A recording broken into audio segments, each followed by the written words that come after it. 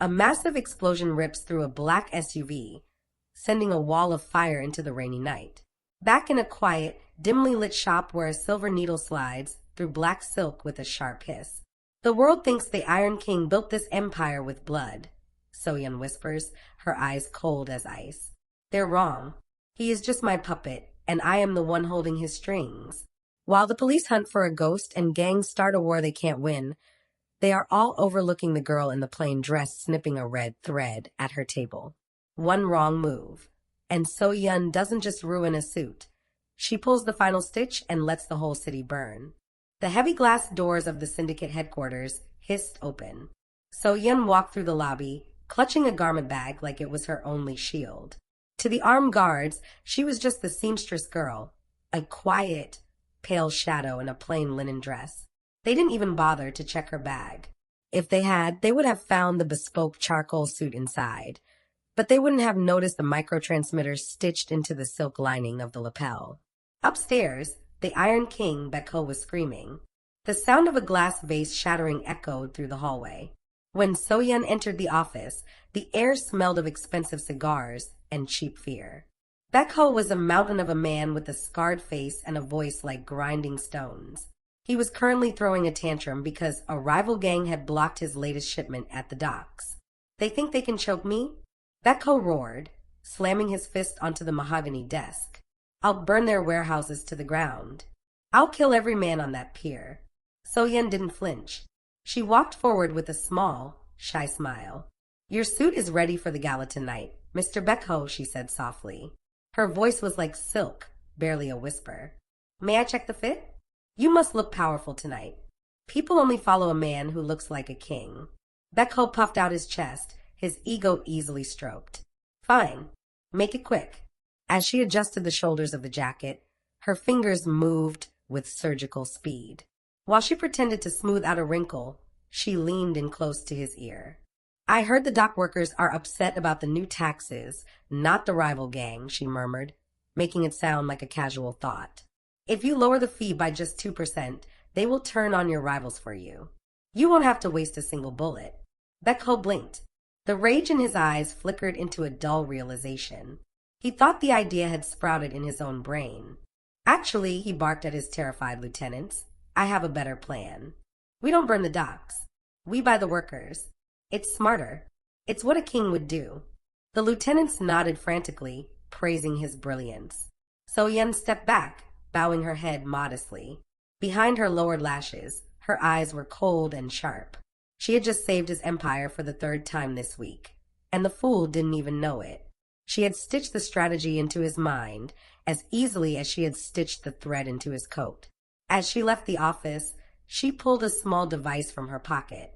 The microtransmitter in his suit was already feeding his heartbeat and location back to her secure server. Baekho was the face of the Mafia, a loud, violent distraction for the world to see. But as she walked back to her quiet shop, So-Yeon knew the truth. He wore the crown, but she held the needle. And in the underworld, the needle always goes deeper than the sword. The bell above the door chimed, a bright, cheerful sound that felt out of place in So-Yeon's world. She was tucked away in the back of her shop, her fingers dancing over a piece of crimson lace. She looked up, adjusting her glasses, and saw a man who didn't fit the usual profile of a Mafia thug. He was tall, with a sharp jawline and eyes that seemed to record everything in the room. He wore a casual jacket, but he carried himself with a coiled energy that So-Yeon recognized instantly. This was a predator. Good afternoon, the man said, offering a warm smile that didn't quite reach his eyes. I'm Ji-hoon. I'm told this is the only place in the city where a man can get a suit that actually fits his soul. So-Yeon stood up, smoothing her apron. She let her shoulders slump slightly, playing the role of the timid, hard-working girl. I just do my best with the fabric, sir, she said, her voice small. Would you like to be measured? As she pulled the yellow measuring tape around his chest, she felt the hardness of his muscles. He wasn't a businessman. And then, her fingers brushed against the side of his ribs. There was a familiar weight there, a concealed holster, a standard-issue police sidearm. Ji-hoon was an undercover cop. You have very steady hands, So-Yeon, Ji-hoon remarked, looking at the rows of suits behind her. Many of these belong to very powerful men. Do they ever talk to you? A seamstress must hear a lot of secrets. So-Yeon kept her face blank, the picture of innocence.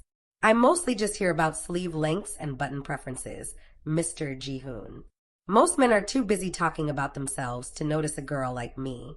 She pulled the tape tight around his waist. She knew what he was doing. He was fishing. He was looking for the spider, the ghost who coordinated the Syndicate's hits.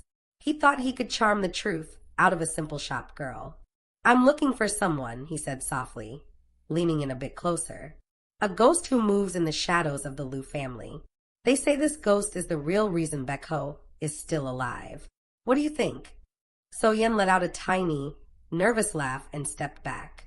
I think people tell too many stories, sir. I'm just a seamstress. My world is made of thread and needles, not ghosts.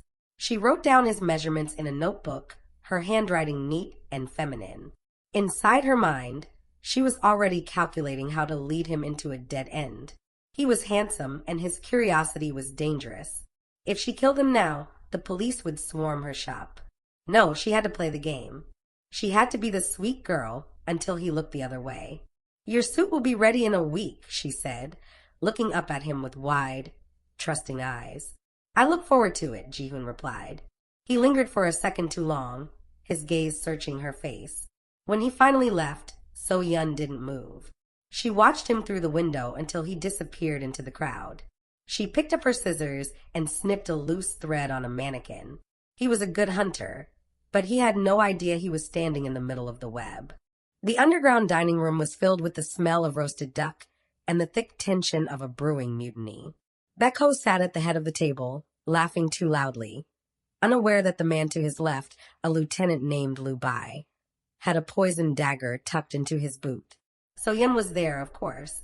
She was dressed in a simple black maid's uniform, moving silently among the guests to refill wine glasses. To the powerful men at the table, she was invisible. That was their biggest mistake. She had intercepted a message earlier that day. Liu Bai had made a deal with a rival gang. Tonight, during the toast, Baekho was supposed to die. Liu Bai wanted to be the new king, but he didn't realize that the throne was a chair So-Yeon had built herself. She wasn't ready for a change in leadership. As So-Yeon approached Liu Bai to pour his wine, she noticed the slight sweat on his brow. He was nervous. He kept glancing at his watch. More wine, sir, she asked softly. Liu Bai nodded impatiently, waving her off. As she poured the dark red liquid, her thumb brushed against a hidden compartment in her ring. A single, colorless drop of a specialized toxin fell into his glass. It wasn't a fast-acting poison that would make him foam at the mouth. It was a muscle relaxant that, when mixed with alcohol, caused the heart to simply stop beating, mimicking a massive cardiac arrest. She moved on to the next guest, her face a mask of calm. 5 minutes later, Baekho stood up, raising his glass. To the Liu family. To our strength. Liu Bai stood up as well, his hand reaching for the dagger in his boot. He took a large gulp of his wine to steady his nerves. He took one step toward Baekho, his eyes wide and hungry for power. Then he froze. The glass slipped from his fingers, shattering on the marble floor. Liu Bai clutched his chest, his face turning a deep shade of purple. He tried to speak, but his throat had already locked up. He collapsed forward, his head hitting the table with a dull thud. The room went silent. Guards rushed forward. He's had a heart attack, someone shouted. Get a doctor. So-Yeon stood in the corner, clutching her serving tray. She let out a small, horrified gasp, covering her mouth with her hand. She looked like a terrified girl witnessing a tragedy. Baekho looked down at the dying man, shaking his head. Too much stress, Baekho muttered, taking a seat. Poor Liu Bai. He was always too high-strung. The body was dragged out, and the dinner continued. Baekho felt powerful, thinking he was untouchable. He didn't see So-Yeon slip into the kitchen to wash the ring on her finger. She had removed the loose thread in the organization without a single drop of blood being spilled on the carpet. The trap had been set, sprung, and cleaned up before the main course was even finished. The coffee shop was bright and filled with the sound of students studying. Ji-hoon sat across from So-Yeon, looking relaxed in a navy sweater. He had called her earlier, claiming he wanted to discuss the lapel style for his suit, but she knew this wasn't about fashion. This was an interrogation masked as a date. "You seem different outside the shop, So-Yeon," Ji-hoon said, stirring his latte. "More observant." So-Yeon took a small sip of her tea, her eyes wide and innocent. "The city is a scary place, Mr. Ji-hoon. A girl has to be careful. I like to see who is walking behind me." Ji-hoon laughed, but his eyes remained sharp. "I understand that. In my job, I have to do the same thing. I'm an investigator. I look for things that are out of place, like a humble seamstress who is the personal tailor for every major criminal in Seoul." So-Yeon didn't blink. She tilted her head, looking confused. "Is that a crime?" "I just sew what I'm told. If a man pays for a suit, I make it. I don't ask what he does for a living. Should I?" Ji-hoon leaned forward, resting his elbows on the table. He was trying to invade her personal space, looking for a flinch, a bead of sweat, or a change in her breathing. "I found something interesting the other day. A man named Lubai died of a heart attack at a private dinner. Did you hear?" "Oh, how sad," So-Yeon whispered, her voice trembling slightly. "I think I saw him in the shop once. He seemed very healthy." "He was," Ji-hoon said, his voice dropping an octave. "But he was also a traitor. And the ghost I'm looking for doesn't like traitors. It's funny, every time a major problem for Baekho disappears, you're somewhere nearby. You're like a guardian angel, or a very talented spider." So-Yeon felt a thrill of electricity. He was close. He was very close. She reached across the table and touched his hand. Her skin was soft, her touch light. "You're scaring me, Ji-hoon. You talk about these people like they're in a movie. I'm just a girl who likes to make pretty things. Why are you really here?" She used her thumb to subtly feel his pulse point. His heart rate was elevated. He was attracted to her, and he was frustrated that he couldn't find the crack in her armor. "Maybe I just wanted to see if you were as innocent as you look," he admitted, his gaze softening for a split second. "And what do you see?" she asked, leaning in. "I see a mystery I can't solve yet," he replied. So-Yeon smiled. It was the first real smile she had shown him, but it wasn't a kind one. It was the smile of a player who knew she held the winning hand. She had learned his pressure points. He was driven by justice, but he was vulnerable to his own curiosity. As they left the shop, she realized she couldn't kill him yet. He was too much fun to play with. But she would have to make sure he kept chasing his own tail while she finished her masterpiece. The sun was setting, casting long, bloody shadows across Baekho's executive office. The Iron King was pacing, screaming into his phone about a lost shipment of gold. He was so loud he didn't hear the muffled thwack of the guards falling in the hallway. So-Yeon heard it. She was in the side room, organizing his wardrobe for an upcoming trip. She didn't move her head, but her eyes slid toward the door. 3 men in tactical gear, armed with silent submachine guns, were moving through the outer office. They were professionals, sent by the Mirror Palace Syndicate to end the Liu family's reign. Baekho was a dead man. He was standing in front of the window, a perfect target. So-Yeon didn't have time to call for help. She didn't have a gun. She didn't need one. She reached into her sleeve and pulled out 2 silver bobbins. They looked like sewing tools, but they were loaded with ultra-thin, high-tensile monofilament wire. The first assassin kicked the door open. Before he could raise his weapon, So-Yeon flicked her wrist. The wire flew through the air, invisible in the dim light.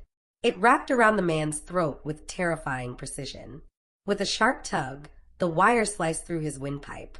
He collapsed without a sound. The second man turned, confused. So-Yeon dived behind a heavy velvet curtain. As he sprayed the area with bullets, she moved like a shadow. She reappeared behind him, looping a second wire around his wrists and his neck. She pulled him back, using his own weight to choke him. He thrashed for a moment, then went still. Baekho finally noticed something was wrong. "What the hell was that?" he yelled, turning around. So-Yeon remained hidden behind the curtain. The third assassin was already in the room, aiming at Baekho's head. "Down, boss," she disguised her voice, making it sound like a male guard from the hallway. Baekho instinctively dived under his desk. In that second, So-Yeon launched her final needle. It wasn't a wire this time, but a heavy, weighted dart hidden in her tailoring kit. It struck the assassin in the temple. He fell backward, dead before he hit the floor. She quickly pulled her wires back into her sleeves. She checked her dress, no blood. She smoothed her hair and stepped out from behind the curtain just as the secondary guards burst into the room. "Mr. Baekho, are you okay?" So-Yeon cried out, her voice high and filled with fake terror. She ran toward him, trembling. "I heard noises. I hid behind the curtains. Oh my God, are those men dead?" Baekho crawled out from under his desk, shaking. He looked at the 3 dead professional hitters. He looked at the terrified seamstress. I think my guards got them," Baekho stuttered, trying to regain his dignity. "They must have taken them out from the hallway. Lucky for me." So-Yeon knelt beside him, offering a comforting hand. "You're so brave, sir. Even with assassins in the room, you stayed calm." Baekho nodded, buying into his own lie. "Yeah, I did." So-Yeon looked at the bodies. She had protected her puppet once again. She was the silent guard, the ghost in the room. As long as they thought she was just a girl who fainted at blood, she could keep the world exactly where she wanted it, under her thumb. The forensic lab was cold, smelling of ozone and latex. Ji-hoon stared at the evidence bag on his desk. Inside was a single, shimmering strand of crimson silk. It had been pulled from the grip of a dead assassin found at the Mirror Palace site. Under the microscope, the thread wasn't just a material, it was a masterpiece. It was a triple-ply, high-tensile weave that shouldn't exist in a standard garment. Back to So-Yeon's shop. The rhythmic snip-snip of her shears echoed against the wood. She was working on a new lining for a tuxedo, her face calm and focused. She didn't know that Ji-hoon was currently running a chemical analysis on that exact same batch of silk. Ji-hoon's eyes narrowed as the results flashed on his monitor. The silk contained traces of a rare volcanic mineral used only by one textile mill in the world, a boutique supplier that sold exclusively to a small, nameless tailor shop in the heart of Seoul. His heart hammered against his ribs. He didn't want it to be her. He wanted her to be the shy girl who liked tea and soft music. But the thread didn't lie. He drove to the shop, the rainy night blurring the neon signs outside. When he pushed the door open, the bell chimed like a warning. So-Yeon looked up, her bun slightly messy, a pin held between her lips. She looked perfect. She looked like a lie. "Ji-hoon," she said, her voice small and sweet. "Your suit isn't quite ready yet. I'm still working on the sleeves." He didn't move. He held up the evidence bag. The red thread caught the warm light of her desk lamp, glowing like a drop of fresh blood. "I found this at a crime scene tonight, So-Yeon. 3 men were killed with wire. This thread was caught in a dead man's watch. It's the same silk you're using for my jacket." The silence in the room became heavy, a physical weight. So-Yeon didn't flinch. She slowly took the pin out of her mouth and set it on the table. Her posture changed. The slight slump in her shoulders vanished. She stood tall, her eyes shifting from a soft brown to a cold, predatory amber. "It's a very common color, Ji-hoon," she said, her voice no longer trembling. It was smooth, steady, and dangerous. "Don't," he whispered, stepping closer. "Tell me you're being forced. Tell me Baekho has something on you. I can protect you." So-Yeon let out a soft, chilling laugh. She walked toward him, stopping just inches away. She reached out and touched the evidence bag. "You're a good detective, Ji-hoon, but you're looking at the world upside down. You think the king protects the spider? No. The spider builds the king's throne so she has a place to hide her web." She looked into his eyes, and for the first time, he saw the ghost he had been hunting. She wasn't a victim. She was the architect. She was the one who had been watching him the whole time. "Go home, Ji-hoon," she warned, her voice a sharp hiss. "This thread is the only thing keeping the city from falling apart. If you pull it, everything unravels, including you." Baekho was drunk on his own legend. After the failed assassination at his office, he started believing the lies the newspapers wrote about him. He thought he was the Iron King because of his own strength, not because a girl in a linen dress was clearing his path. In a dark warehouse, Baekho was screaming at a group of nervous dock workers. He had ignored So-Yeon's advice to lower the fees. Instead, he had doubled them. He wanted more gold, more power, and he wanted it now. I don't need a seamstress to tell me how to run a war. Baekho roared when So-Yeon tried to warn him earlier that day. He had even pushed her aside, his heavy hand bruising her shoulder. He had forgotten who actually held the scissors. So-Yeon sat in her shop, watching the monitors. She saw the dock workers walking away. She saw the rival gangs moving in to fill the void. She saw the police receiving anonymous tips that she had stopped intercepting. She was letting the soup fall apart at the seams. By midnight, Baekho's phone was ringing off the hook. His shipments were seized. His safe houses were raided. His most loyal lieutenants were being arrested because So-Yeon hadn't bothered to update their encrypted channels.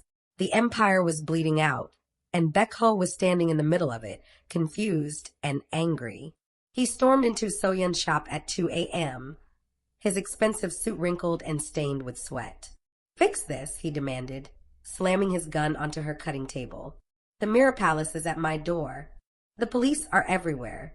Do something, you little witch." So-Yeon didn't even look up from her embroidery. "I told you the thread was loose, Baekho. You decided to pull it. Now the whole garment is ruined." "I'll kill you," he screamed, reaching for his gun. In a move so fast the human I could barely follow, So-Yeon's hand flicked out. A pair of heavy fabric shears flew through the air, pinning Baekho's sleeve to the wooden wall behind him. The blade missed his skin by a fraction of an inch. "You are nothing but a loud voice in a fancy coat," she said, her voice cold enough to freeze the air. "I made you a king because I needed a shield. But a shield that hits back is useless. You've lost your docks. You've lost your men. By sunrise, you'll lose your life." Baekho struggled against the shears, his face pale with terror. For the first time, he saw her, not as a servant, but as the master. The realization broke him. He fell to his knees, sobbing. "Please, So-Yeon, fix it. I'll do whatever you say." "It's too late for a repair," she whispered, snipping a black thread. "It's time for a new design." The sound of sirens tore through the night. Blue and red lights strobed against the brick walls of the Syndicate's secret headquarters. It was a full-scale tactical raid. Ji-hoon was at the front, his vest tight, his weapon drawn. He knew this was the end of the Liu family, but he was only looking for one person. So-Yeon stood in the center of the dark war room. Monitors were flickering with red alerts. Baekho was curled in a corner, useless and broken. So-Yeon had a choice. She had a bag packed with 5 different passports and $10 million in diamonds. She could slip out through the hidden tunnel she had built 3 years ago. She could vanish and become a seamstress in Paris or a strategist in London. She could remain a ghost forever. But then she saw Ji-hoon on the security camera. He was moving through the building, bypassing the gunman, heading straight for her. He wasn't trying to arrest the Mafia. He was trying to save her from the crossfire. "Stupid, brave man," she murmured. If she left now, the city would erupt into a bloody power vacuum. The Mirror Palace would move in, and they were far more violent than Baekho ever was. Thousands would die. Her masterpiece, the stability she had stitched together, would be burned to the ground. She looked at her needles. She looked at the door. The door burst open. Ji-hoon charged in, his gun leveled. He stopped when he saw her. She wasn't hiding. She was sitting at the head of the massive mahogany table, the seat usually reserved for the Iron King. She looked regal, terrifying, and completely in control. "So-Yeon, get down!" Ji-hoon yelled. "The tactical teams are right behind me. If they see you here, they'll shoot." "Let them come, Ji-hoon," she said, her voice echoing in the large room. She didn't look like a girl who needed saving. She looked like a queen waiting for her court. "I can't let you do this," he said, his voice trembling. "I have to arrest you. You're the spider. You're the one I've been hunting." "Then arrest me," she said, standing up slowly. She held out her wrists, but her eyes were challenging him. "But ask yourself this. Who will stop the Mirror Palace when I'm in a cell? Who will keep the streets from running red with blood tomorrow morning?" The sound of boots hammered in the hallway. The police were seconds away. Ji-hoon looked at her, then at the door. He had to choose between the law he served and the order she provided. So-Yeon smiled. She knew his choice before he did. She had already stitched his morality into her plan. 6 months later, The elite restaurant was closed to the public. At the long, white-clothed table sat the heads of the 5 remaining syndicates in Seoul. These were men who had spent their lives killing for power. They were restless, angry, and confused. They had been summoned here by a ghost.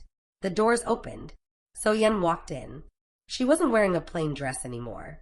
She wore a bespoke, midnight blue suit that fit her like a second skin. Her hair was sharp, her gaze even sharper. She didn't sit at the side. She walked straight to the head of the table and sat down. "Who the hell are you?" one of the bosses growled, reaching for his weapon. Before his hand could touch his holster, a red dot appeared on his forehead. From the shadows, Ji-hoon stepped out. He wasn't in a police uniform. He was in a sharp suit, acting as her lead security. He had resigned from the force, realizing that the only way to truly protect the city was to work for the woman who controlled its shadows. "My name is So-Yeon," she said, her voice calm and commanding. "I am the one who kept Baekho alive for 5 years. I am the one who balanced your books and settled your wars without you ever knowing my name. But the Iron King is dead, and I am tired of hiding." She threw a stack of files onto the table. "These are the records of every crime each of you has committed. Every murder, every bribe, every cent you've stolen. If I press a button, these go to the prosecutor's office. If I press another, your bank accounts vanish." The bosses looked at each other, their faces pale. They realized they weren't in a meeting. They were in a trap. "I am not here to kill you," So-Yeon continued, leaning forward. "I am here to give you a new pattern. You will operate under my rules. No drugs near schools. No civilian casualties. No senseless wars. You will be the hands of this city, but I will be the brain." She turned to Ji-hoon, who nodded. He had helped her clean the files, removing the most violent offenders to make room for a more disciplined underworld. "And if we refuse?" a boss asked, his voice shaking. So-Yeon picked up a silver needle from the table and spun it between her fingers. "Then you will find out how easy it is for a seamstress to unmake what she has made." She looked out the window at the glowing lights of Seoul. The city was quiet. The streets were safe. She had finally finished her masterpiece. She was no longer pulling strings from the shadows. She was the one holding the needle in the light. The Queen of Threads had arrived, and the world was finally perfectly stitched.